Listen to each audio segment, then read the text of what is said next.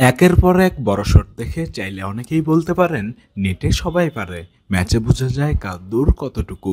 কিন্তু সাব্বির রহমানের বেলায় এমন কিছু বলার বোধহয় সুযোগ খুব একটা নাই। কেননা যে শটগুলো তিনি খেলছেন, জাতীয় দলের হয়েও বহুদিন খেলেছেন। তার এমন সুন্দর সব শট ছিল ভক্তদের জন্য প্রশান্তির। সেই ভক্তরাই সাব্বিরকে এগিয়ে চলার অনুপ্রেরণা দিয়ে গেছেন, এখনও যাচ্ছেন। ভক্তদের প্রত্যাশা পূরণের জন্যই সাব্বিরও লড়াই করে যাচ্ছেন। ভাই সবার আগে একটা জিনিস জানতে চাই যে নর্মালি ঢাকার বাইরে আপনাকে খুব একটা পাওয়া যায় না, রাজশাহীতে আপনার ঘরের মাঠে পেয়েছি। তো আগে একটু জানতে চাই যে এই মাঠে যখন প্র্যাকটিস করেন অথবা এই মাঠে কোনো সুখ স্মৃতি। না, আমি যেহেতু রাজশাহীর ছেলে, আমার বাসা রাজশাহীতে, তো আমি রাজশাহীতে এসে এই পুরা মাঠটা পাই। সচরাচর মিরপুরে তো পাওয়া যায় না মাঠ, হ্যাঁ, কারণ অনেক প্লেয়ার থাকে এবং সময় সংকটের জন্য প্র্যাকটিস করা হয় না। তো যে কারণে আমার টাইমটা হয় না। আরও অনেক মানুষের মধ্যে প্র্যাকটিস করাটা আমার কাছে একটু বিব্রত ফিল হয় যে সবার সময় হাই হ্যালো করতে করতে সময় চলে যায়। তো এই মাঠটা অনেক ফাঁকা থাকে, তো এই মাঠটা প্র্যাকটিস করতে মজা পাই এবং নিজের মতো করে প্র্যাকটিস করতে পারি, এই জন্য এখানে আসা। সাদা বলে প্র্যাকটিস করছিলেন, মানে মেইন প্রস্তুতি নিয়ে কি এনসিএল টি20 জন্য নাকি বিপিএল এর কথা মাথায় রেখে? হ্যাঁ, এনসিএল টি20 জন্য প্রিপারেশন নিচ্ছি।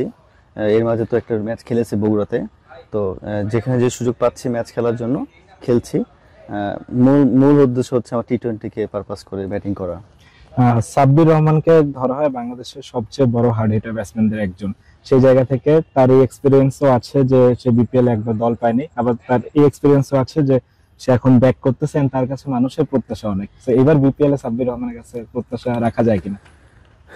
রাখা বড় যাবে না কেন প্রত্যাশা। ভাই? আসলে রাখা যাবে না তো এমন কিছু না, আমি তো মানুষ, হ্যাঁ, আর যারা রাখে তারাও মানুষ এবং তারা বুঝে শুনে রাখে।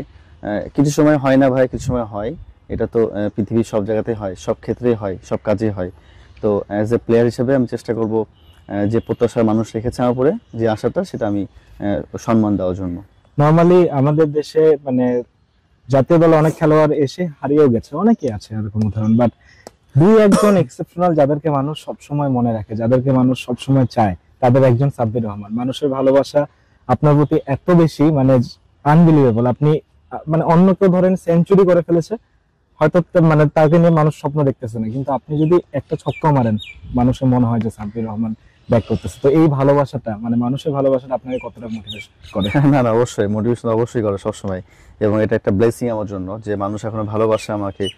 হয়তো প্রিভিয়াসে কিছু একটা করেছিলাম যার জন্য মানুষ আস্থা ভালোবাসা এখন আছে, এবং সেটার পরিধানের চেষ্টা করবো ইনশাল্লাহ।